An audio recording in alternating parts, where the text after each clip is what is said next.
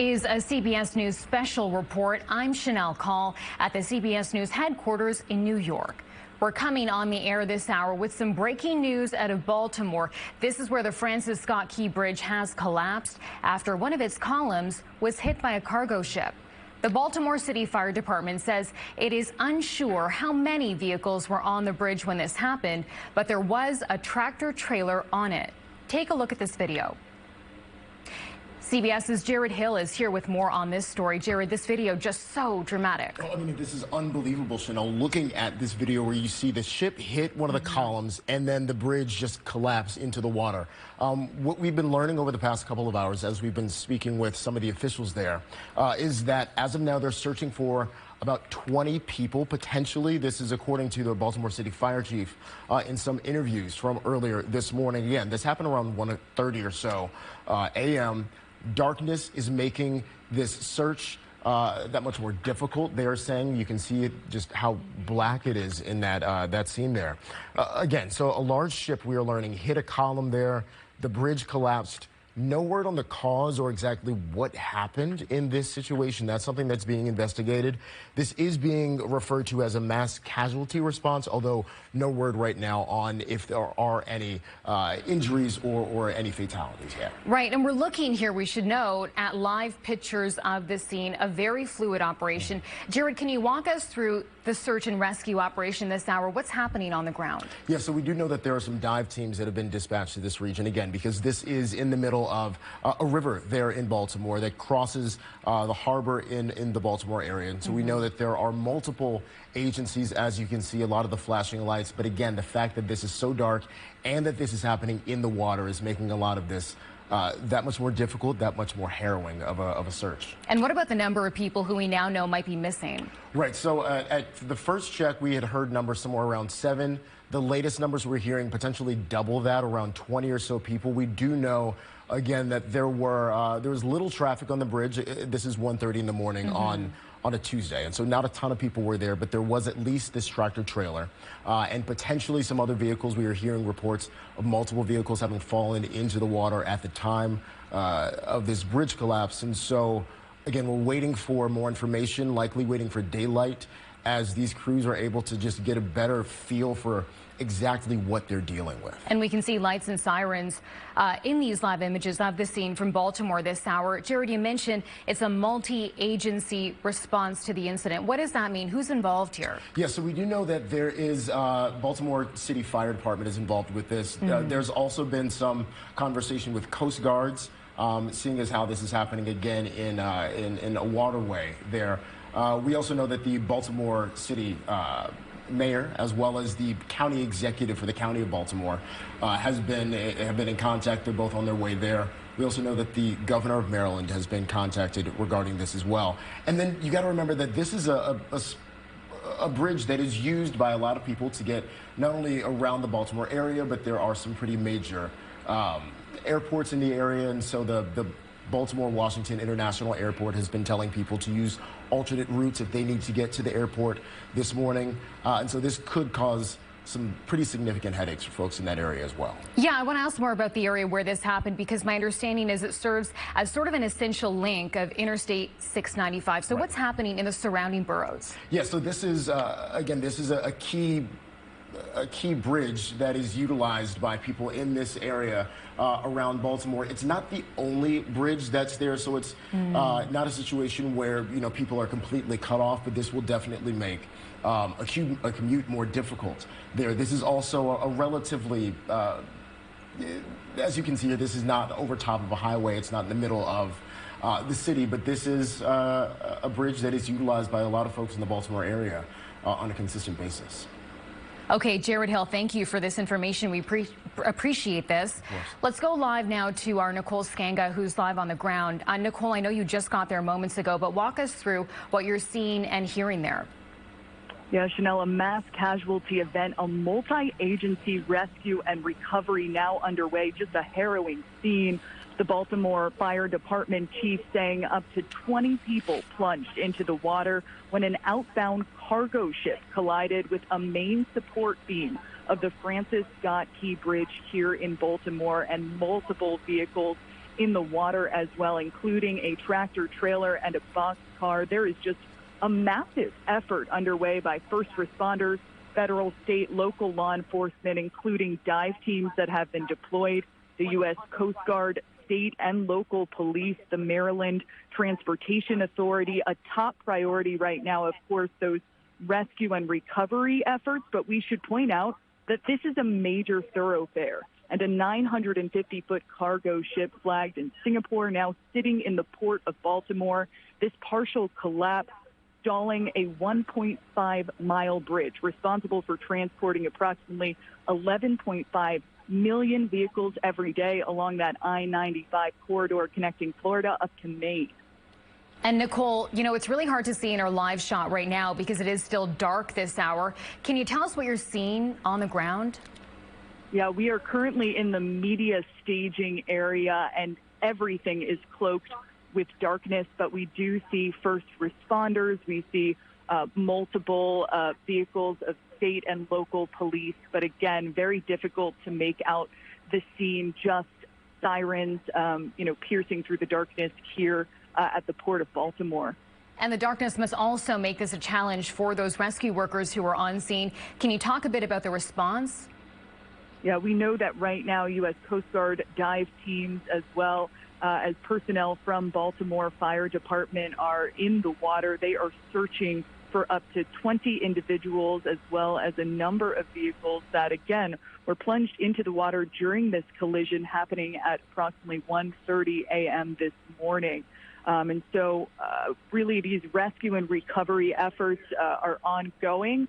That count has changed as the morning has sort of ticked on. Initially, we were hearing from law enforcement as many as 7 people. That number has since gone up. So law enforcement and the fire department here trying to get a handle of just how many individuals impacted. Obviously, a massive tragedy, perhaps a silver lining that this did not occur during rush hour, of course, happening at 1:30 a.m. when there was limited traffic here on the Francis Scott Key Bridge.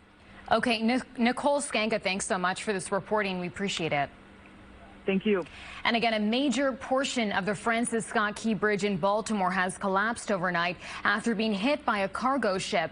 You were looking at live images there. CBS News will stay on this story. Our coverage continues now on CBS News streaming. This has been a CBS News special report.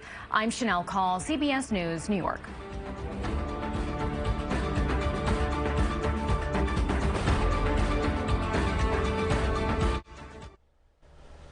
And we welcome you back here to CBS 2 News this morning on this Tuesday morning. Major breaking news happening overnight about 1:30 local time. The Francis Scott Key Bridge just outside of Baltimore. Major thoroughfare to 695 and 95 connector in that area, collapsing after a cargo ship you can see on the center of your screen hits one of the stanchions, and then a large, massive portion of this bridge collapsed right into the river below. Early reports were a tractor trailer, up to 7 people possibly in the water. That number now increasing. We don't have exact numbers yet, but there are, as you can see, plenty of first responders on the scene. There are rescue boats in the water below looking to rescue anyone who may be in that water after that bridge collapse about 1:30 this morning. This is a major breaking news story that we are going to continue to follow for you here this morning, and we'll update you every few moments when we get more information. 5:09 right now, and now to more breaking news. An NYPD officer killed in the line of duty during a traffic stop in Queens. A line of fellow NYPD officers saluting the body of 31-year-old Jonathan Diller last night outside Jamaica Hospital. 2 suspects are now in custody. We're told one of them was shot by Diller's partner. Let's go live to Natalie Duddridge in Far Rockaway with the latest on this. Natalie. Good morning, Chris and Mary. Just devastating. The officer and his partner were stopping a vehicle that was illegally parked here in a bus stop. What they could not have known is a person inside that vehicle would pull out a gun and fire. And now an entire police department and that officer's family are left heartbroken.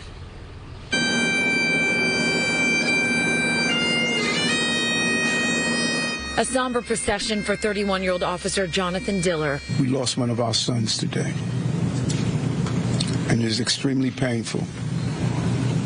It's extremely painful. Hundreds of members of the NYPD stood in salute for his dignified transfer, thinking about how his family, wife, and young child will go on. This family upstairs, young wife, who's devastated. These police officers who packed the halls just lost a brother. Police say just before 6 p.m. Monday, Diller and his partner, both assigned to the NYPD's critical response team, approached a car on Mott Avenue near Beach 20th Street because it was parked in a bus stop illegally. Two people, a driver and passenger, were in the vehicle. He was given a lawful order numerous times to step out of the car. He refused. And when the officer took him out of the car, instead of stepping out of the car, he shot our officer. Police believe Diller was shot in the torso below his bullet-resistant vest. The NYPD says this is a picture of the suspect's gun, which was recovered at the scene. Police say the officer's partner also fired, striking the suspect. I heard pop, then I heard it again. I knew it was gunshots, and came outside, I saw two guys on the floor. Both suspects are in police custody. The one who was shot is in the hospital. Investigators say the driver of the car has 14 prior arrests and the shooter has 4 priors. This is what you call not a crime problem, a recidivist problem. Same bad people doing bad things to good people. Less than a year, he's back on the streets with another gun. And the condition of the suspect in the hospital remains unknown. And now, as you heard, the NYPD and members of the officer's family are trying to figure out how they will say goodbye. In Queens, Natalie Duddridge, CBS 2 News. Okay, Natalie, thank you. It's 5:11 right now. Coming up, more on that horrifying Baltimore bridge collapse. We will have the very latest as the search and rescue efforts continue. We'll be right back.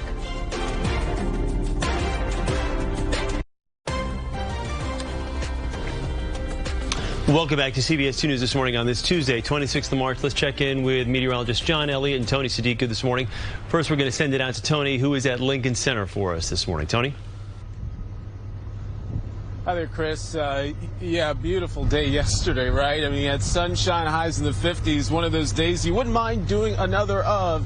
The problem is we got some changes headed our way, and that is going to come today thanks to some clouds. A low-pressure system just to our east. Already starting to spread clouds our way right now, although it's not super thick. In fact, we could see the moon earlier, the full moon, but now it's over the horizon behind the buildings. I want to show you what we've got right now. Temps 40. Not bad. I mean, we're actually above average for this time of the year, although it's still cooling. It's the wind that gets your attention. It's not super aggressive, but brisk enough that we've got wind chills in the 30s. Let me show you some other numbers across the region right now as you get ready for the day. Perhaps you're out taking the dog out before work, or you're heading to that workout class this morning. Got about 39 in places like Brick on the island as well. Notice maybe a little bit milder further east where you may have those clouds arriving a little bit earlier. White Plains 36. Sussex as well, a little bit colder in Monticello, but the story is we're warming up compared to this time yesterday. We've added a couple of degrees. We'll take it 4, 5, 8 degrees depending where you live, and that translates to a warmer afternoon, right? Well, not so fast. Those clouds thicken as we go through the day, so that should keep those numbers a little bit cooler than we were yesterday. Kind of more of a raw feel. Wind still brisk from time to time, and feels like temperatures again on the chilly side this morning. So it is a day you want the coats. Probably don't need the sunglasses.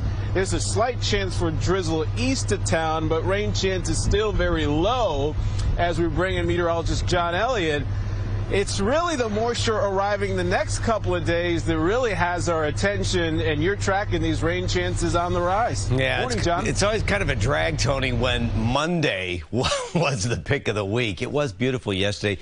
Tony talking about some clouds filling in. That's definitely the case. Just a maybe chance of a little drizzle today. Wednesday, passing shower. Thursday, busiest day. Setting our sights on the holiday weekend, the chance for rain will retreat, but really have to talk about Wednesday and Thursday. Thursday, again, it's a more organized system. Same scenario as last weekend. Not as much moisture affiliated with it, but it's a front and it's an area low pressure riding along that front. So rain is likely Thursday. It looks like that steadier, heavier rain will be east of the city, but for the Mets, it is going to be a close call. Will it be postponed? Friday is ultimately a much better day, but again, that's a big deal. So let's talk about it. The European is pushing the rain east. The GFS brings more of those inches of rain closer to the city. And when you look at this display here, rain for the next 7 days, this is for the city. So you can see there is some disagreement between the models. European wants to give the front more play, pushing the rain east. GFS keeps that low in play, bringing more rain into our area. Now you can see definitely those clouds filling in, and we do have a major system which is west of the city. We could see some severe weather parts of the Great Lakes, another round farther to the south. In our area, today is relatively benign, not as pretty as it was yesterday, definitely cooler. Wednesday, better chance you'll need that shower, and that could impact the matinee crowd. And then Thursday, that's the rain. Next time we chat, we'll talk about temperatures for the opener. For the holiday weekend, it looks better, it looks warmer, and that will help for travel or for families just gathering to celebrate. Great. Thank you, John. It is 5:18 right now. The parents of a New Jersey teenager who was critically injured in a hit and run plan to file a lawsuit against the Newark Board of Education, school district, and others. 18-year-old Kiara Jones is still in the hospital. The Newark Arts High School student was hit by a car after getting off a school bus on February 4th.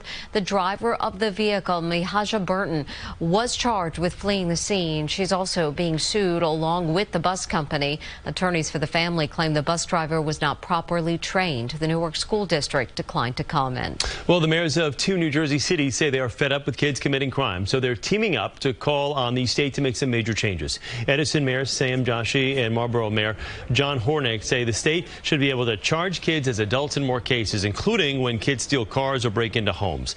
They want state lawmakers to make that a possibility. I think if the evidence shows they're coming in an organized crime way, they should be charged as adults, yes. We're seeing that there are more and more juveniles coming out realizing that they can get let off the hook the same exact week that they commit the crime. But the ACLU of New Jersey is pushing back on that plan, telling CBS2 it is critical that we prioritize age-appropriate treatment and access to rehabilitation for juveniles. And New Jersey must invest far more in keeping kids out of prison than keeping them in. Time now is 5:20. Up next, we continue to follow that bridge collapse out of Baltimore as we continue to take a look at live pictures for you. A massive search and rescue effort is underway right now. That site declared a mass casualty event at this hour. This happening about 1:30 this morning. The Key Bridge, a major thoroughfare in the Baltimore area right by the port of Baltimore. And we're going to continue to follow this breaking news story for you all morning here on CBS2.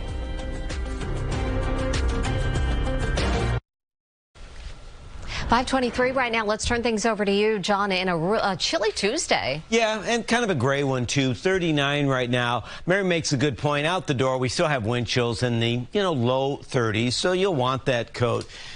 Tony made a great point earlier. Don't need the sunglasses today. It's definitely going to be a cloudier day, a little bit of drizzle possible. We were watching out for fog. That's not really an issue. Don't forget those coastal flood advisories linger through today. So we dial it down.